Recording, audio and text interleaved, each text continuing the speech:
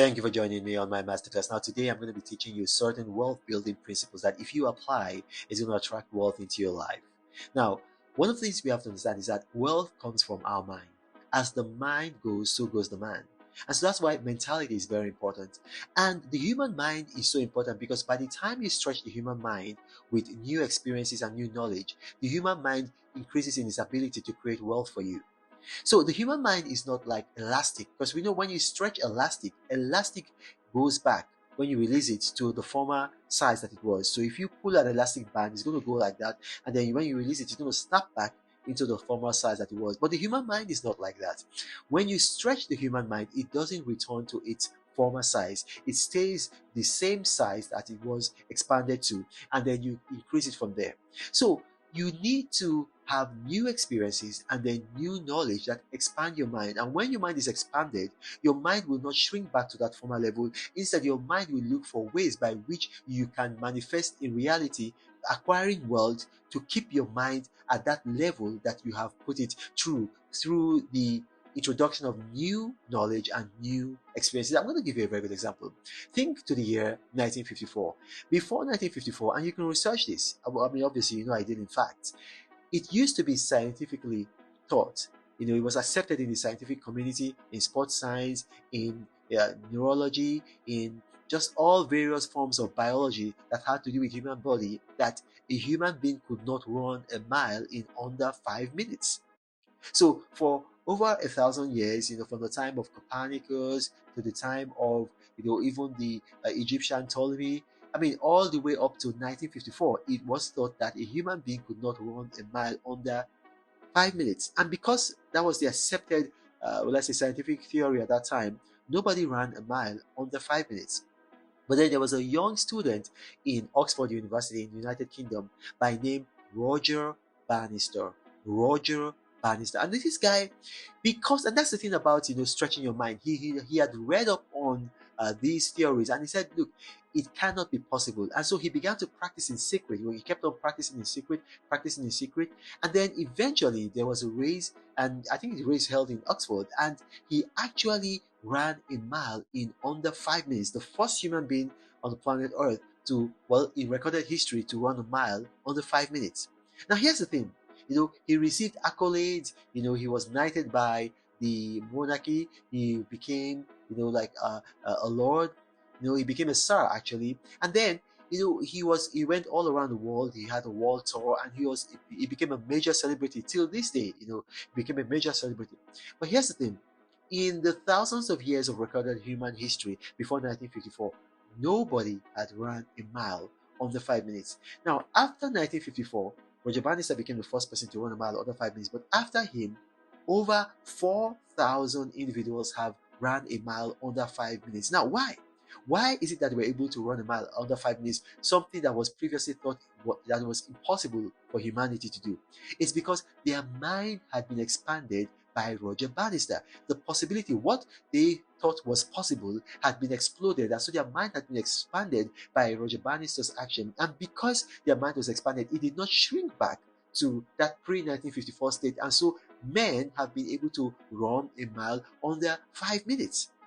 So you think about that. So when you have new experiences, you have new knowledge, it expands your mind and it increases your capacity to create wealth.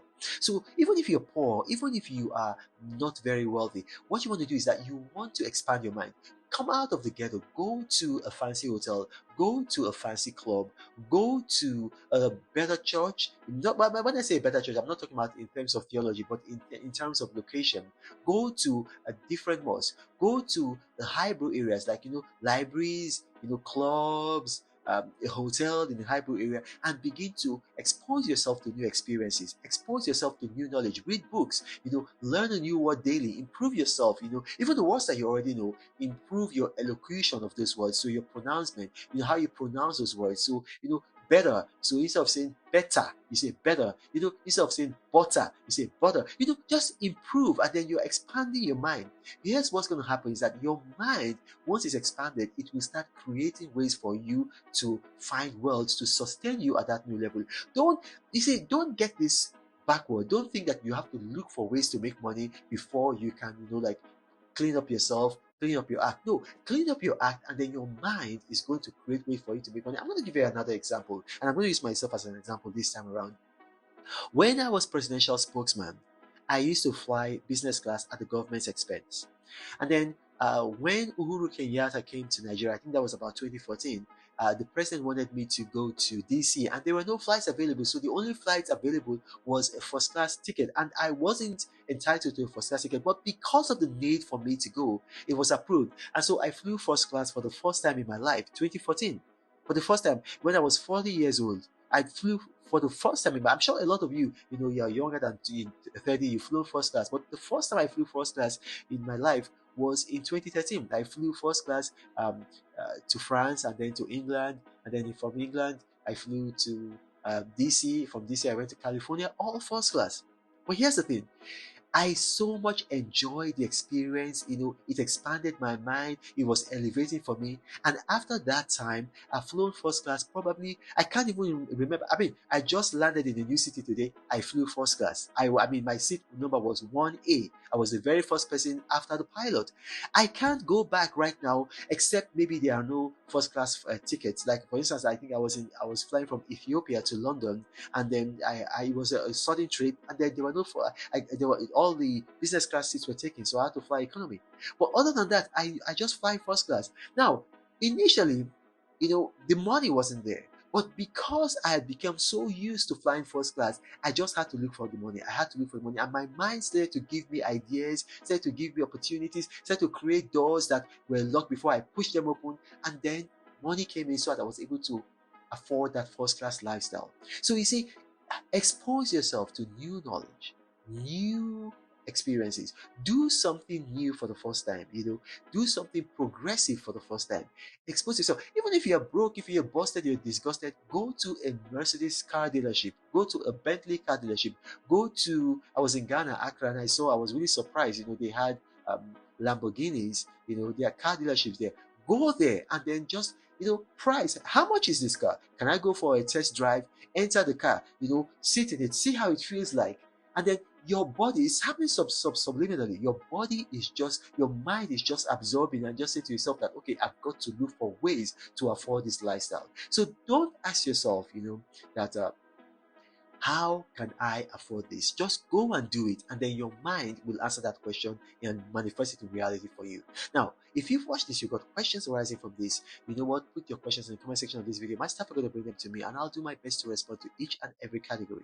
But you got to remember, I do not have a WhatsApp or a Telegram channel or Gmail email address, so you got to beware of spammers and scammers. I will never ask you for money, and I will never invest your money for you. I don't have a personal assistant. I have a personal assistant, but I don't have a personal assistant who goes about approaching people, asking them for money. Those guys are spammers, they're scammers. And this Pastor Reno, the Apostle of Prosperity, saying, God bless you. Reno travels all around the world.